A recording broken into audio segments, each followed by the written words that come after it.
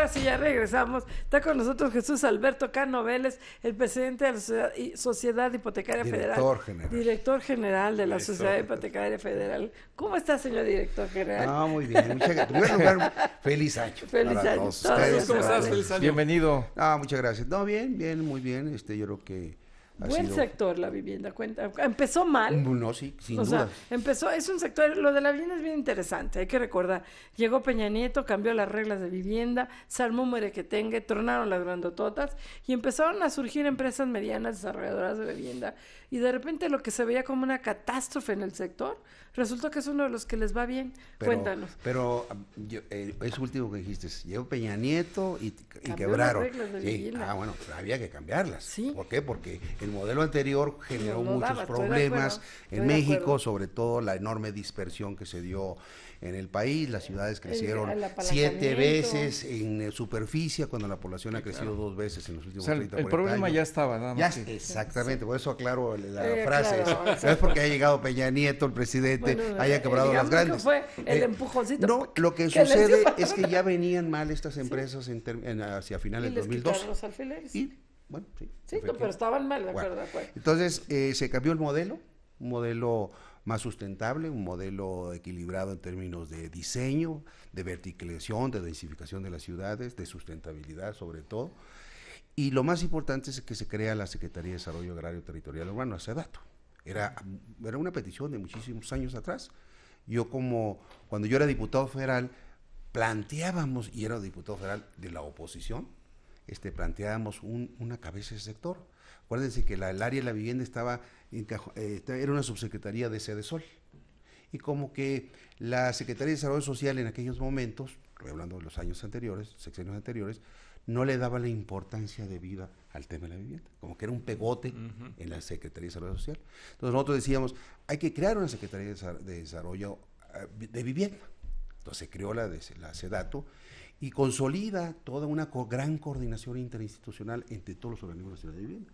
Infonavit, Foviste, Sociedad Hipotecaria Federal, la CONAVI, el CORET, el FONAPO, que son las instituciones del área, del sector, y existe una extraordinaria coordinación, primeramente con Ramírez Marín como secretario, después con Jesús Murillo Caram, el poco tiempo que estuvo, y ahora con la secretaria Rosario Robles. Entonces existe un buen ambiente de trabajo en todos los funcionarios de los organismos nacionales de vivienda. Que cambió ya radicalmente todo lo que existía en términos de estructura orgánica. Jesús, pero cuéntanos, ¿cuáles son los resultados que han tenido en la Sociedad Hipotecaria Federal a través de este replanteamiento de la perspectiva que se tiene de la vivienda en México, específicamente en la Sociedad Hipotecaria Federal? ¿Qué es lo que han hecho? ¿Qué es lo que ha cambiado? Mira, varias cosas. Uno, hay que acordarnos que Sociedad Hipotecaria Federal en el 2002 nació y se convirtió en un banco sofolero, ¿no? Sí, atendía nada más a las sofoles, de triste recuerdo. No trabajaba con los bancos. Cuando yo invité a los primeros directores generales de los bancos a la Sociedad Hipotecaria Federal, no la conocían. Hoy ya trabajamos con 14, 15 bancos, primer cambio estructural. Segundo, como eran bancos sofoleros, era la parte hipotecaria. Entonces hubo una gran cantidad de problemas de originación, de crédito hipotecario, la mayoría de ellas quebraron, ¿no? Mismas que son carteras que tenemos ahora sí que en el balance de Sociedad Hipotecaria Federal. Entonces el mandato que me da a mí el secretario de Hacienda, que en mi cabeza es sector, Luis Videgaray, es cambiar el enfoque de CIF en este sentido. Entonces, ¿cómo hacerle? Era la primera pregunta. Y la primera pregunta fue, ¿atendemos la demanda o atendemos la oferta? La demanda es difícil que la atendamos porque no podemos competir con la banca comercial en términos de hipoteca, y hoy por hoy con las tasas de interés como están. Entonces nos encaminamos a la parte de la construcción de vivienda. Y hoy, a 3 años de distancia, nos hemos convertido en el primer banco, somos el número 1, en financiar al sector de la industria de la construcción de vivienda en el crédito puente de la construcción. Cifras más o menos. En el 2010... del 2012, Sociedad Hipotecaria Federal financiaba en crédito directo inducido 10,000 millones de pesos. Así como recibimos el banco. 2012. 2013, 58,000 millones de pesos. 2014, 85,000 millones de pesos. Y el año pasado terminamos en 95,000 millones de pesos. O sea, hemos crecido 9 veces y medio de 2012 al 2015, particularmente en el tema de financiamiento a la construcción de vivienda. Otros números grandes. En estos 3 años hemos financiado 1.272.000 acciones de vivienda. Por acciones de vivienda no solo es crédito. Acciones de vivienda. Pero aclara al público que es. Acciones de vivienda son un crédito hipotecario, la construcción de una vivienda, un mejoramiento, una ampliación o una autoproducción. Son los 5 elementos. O un lote con servicio. Okay. De ese 1.272.000 acciones de vivienda que hemos hecho en estos 3 años, más o menos 400.000 son para financiar la construcción de vivienda nueva. Déjame tenerme ahí, Jesús, que es importante por la crisis que hablábamos al principio. Claro. ¿Qué pasaba con los desarrolladores de vivienda? Antes había grandes empresas, 3 particularmente muy grandes. Producían 120,000 viviendas. Y se acabó. Ahora, ¿cuántos desarrolladores de vivienda hay? ¿Ustedes han creado este sector de desarrollo de vivienda? Sí. ¿Cómo va? ¿Cómo se ha desarrollado? Por ejemplo, había 3 que hacían 120,000 viviendas. Hoy hay 24 que producen más de 2.500 viviendas anuales al año, hasta las 20,000, que es el más grande, Haber. En ese rango hay 24 viviendas. O sea, se abrió el sector. Y de esas 24, de las primeras nosotros financiamos prácticamente 20, nosotros, Sociedad Hipotecaria Federal. Es muy importante eso. Luego, la pirámide implica que nosotros tenemos ahorita más o menos unas 400 desarrolladoras de vivienda, financiando con los créditos directos, sindicado el 1, el sindicado 2, el sindicado 3, el crédito tradicional y la vivienda en renta, porque son los 5 programas que traemos. El tradicional, crédito puente de construcción. Sindicado 1 somos nosotros directo a través de un fideicomiso. Sindicado 2 es nosotros con un banco. Y el sindicado 3, una línea de crédito a un banco que derrama a muchos pequeños empresarios de desarrollo de vivienda. Entonces, con eso, y hay el de vivienda en renta. Todos esos 5 programas financiamos a más de 400 desarrolladores de vivienda hoy por hoy. O sea, ha cambiado mucho. Que antes no los atendía directamente la Sociedad Hipotecaria Federal. Ahora sí lo estamos haciendo.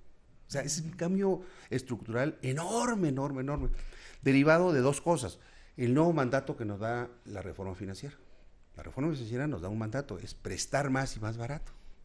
El objeto social de la Sociedad Hipotecaria Federal se amplió en nuestra ley, pero sobre todo en la banca de desarrollo se determinó que más que la rentabilidad de los bancos de desarrollo, prestáramos más. Es muy importante eso. Cuidando la sustentabilidad. Que tú tuvieras ganancias, ¿no? Como banca de desarrollo. Cuidando la sustentabilidad. Es decir, el mandato fue fomentar el crecimiento y el desarrollo económico de los sectores. Y no la utilidad de la banca de desarrollo. Es un cambio como de la noche al día, ¿no? Oye, hace ratito mencionabas que era sofolera y que a partir de la nueva administración ha incrementado la participación de los bancos. Son 14, 15 mencionabas. ¿Quiénes han resistido o vas a seguir avanzando para que haya más participación de otros bancos? ¿Cómo va ese proceso? Porque resulta interesante que con el financiamiento bancario de la banca comercial siga creciendo esta tendencia que tiene.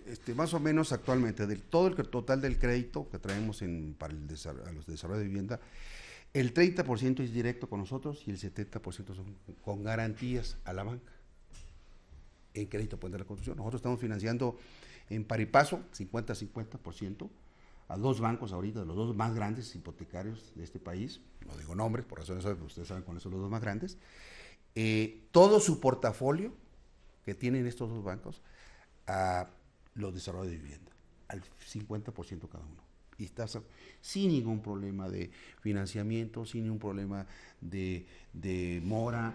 Por ejemplo, nosotros yo presumía hasta septiembre del año pasado que de todos los créditos directos que tenía yo en Sociedad Hipotecaria Federal, no tenía un solo crédito vencido en esta nueva administración. Desafortunadamente ya tengo uno, pero en la banca de riesgo, al final del camino. Entonces, uno tengo en estos 3 años de vencido. Bueno, pues la verdad es muy buen récord, con todo eso es muy buen récord.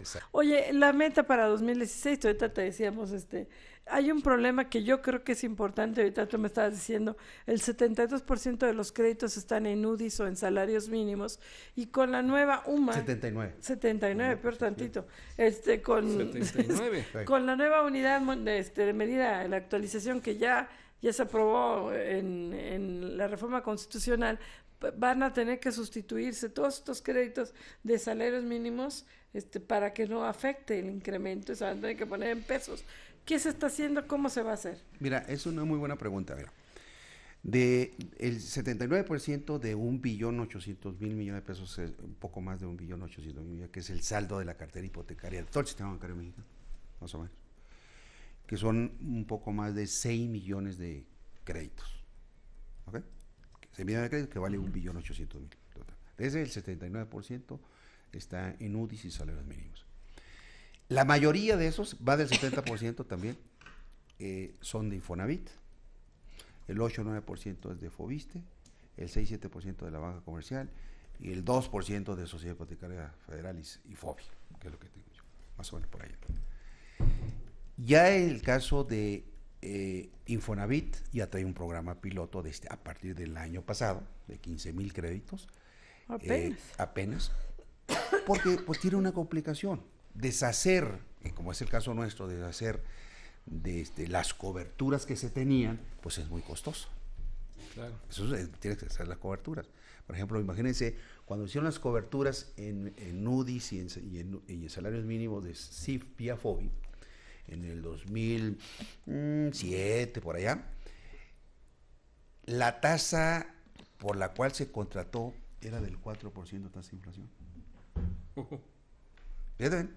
Bueno, pero estamos hablando de hace 8, 9, 10 años, cuando ¿quién podía suponer que en esa cobertura con el 4% era una locura? Bueno, si lo medimos, o sea, que la inflación del último año fue del 2.13%, bueno, pues, entonces cuando tú ves el balance de CIF y de sobre todo de FOBI, traemos pérdida en cobertura precisamente por lo mismo, por ese diferencial. Así es como si quisiéramos mayor inflación nosotros para que no nos pegara en la cobertura. Es paradójico, ¿no? Sí. ¿Okay? Entonces, deshacer las coberturas es muy costoso. En el caso de Infonavit, como es el mayor, está ya iniciando un proceso para poder realizar el cambio de UDIs y salarios mínimos a pesos. La banca comercial lo hace constantemente, pero en forma constante. Informe individual, hormiga, la gente que quiere se lo ofrece y se va reconvirtiendo. Y nosotros en Sociedad Hipotecaria Federal también lo hacemos en forma paulatina, pero somos los menos. Entonces, sí, a la larga hay que resolver eso, sobre todo en Infonavit, pero implica un costo al balance de Infonavit. Pero ya va en proceso. Jesús, déjame preguntarte, porque parece que estás en tribuna. La Cámara de Diputados. Oye, Jesús, cuéntanos acerca de lo que estamos viendo y que está en la preocupación de muchos mexicanos que tienen créditos o que están por tomar un crédito y que ante la elevación de las tasas de interés de la Reserva Federal y la consecuente elevación de las tasas del Banco de México, hay la expectativa de que comience a permear en los créditos hipotecarios. Ustedes, ¿cómo lo ven? ¿En qué tiempo podría irse registrando esa transmisión de la elevación de las tasas de interés de referencia a las tasas de interés comerciales? Bueno, aquí hay una cosa muy importante. Los grandes bancos hipotecarios del país, que son los que tienen la mayor cartera, vamos a sacar Infonavit, que es el mayor colocador en hipotecas, tienen una alta competencia. Una feroz competencia en la banca comercial por la adopción de hipotecas nuevas y por la subrogación de hipotecas entre diferentes bancos, que ya está funcionando de acuerdo a la reforma financiera. En esa alta competencia, por eso las tasas de interés en materia hipotecaria son muy competitivas. Son muy competitivas. Y en la medida que haya más competencia, con mayor razón. Okay. Si bien es cierto que la tasa de referencia pues de la FED 0.25% y en el caso del nuestro del 3.25% de Banco de México, también se estima que a lo mejor la propia FED subirá 1 o 2 veces más tal vez en el presente año las tasas de interés, la tasa de referencia. Y por lo tanto, evidentemente iría acompañada por una solución similar de Banxico aquí en nuestro país. Bueno, hoy por hoy el impacto no está determinado, lo tiene asimilado la competencia, sin duda. Seguramente durante el presente año continuará con esa virtuosidad. Asimilación. Con esa virtuosidad, digamos. Yo no lo veo en el corto plazo que las tasas de interés en el corto plazo de la parte hipotecaria suban. ¿Corto plazo este año? Corto plazo este año. Oye, mi querido Jesús, pues vamos a muchos lugares, a muchos desayunos, leemos obviamente los periódicos, todo. Te vemos muy feliz. Y escuchamos mucho de ti. Qué bueno. Cuéntanos, estás muy a gusto como director de Sociedad Hipotecaria Federal. Si fuera el caso que alguien te dijera, oye, ¿sabes qué? Sí, ya hace falta que alguien como tú vaya a Infonavit. ¿Te gustaría ir a Infonavit? ¿Lo aceptarías? Bueno, no, eso no lo decido yo. Primero. En primer lugar, yo estoy muy contento en Sociedad Hipotecaria. Ya le di los números. Estoy muy contento en el sector hacendario con un secretario de Hacienda. Digo, porque se dice que tú irías a Infonavit y Paloma Silva iría a tu lugar. Sí, bueno, así se dicen los enroques, ya sabes. Lo sé yo. No, yo creo que es una decisión que se toma a otro nivel, sin duda. Presidente de la República, acuérdate que el Infonavit es un organismo tripartita, obreros, patronos y el sector gubernamental.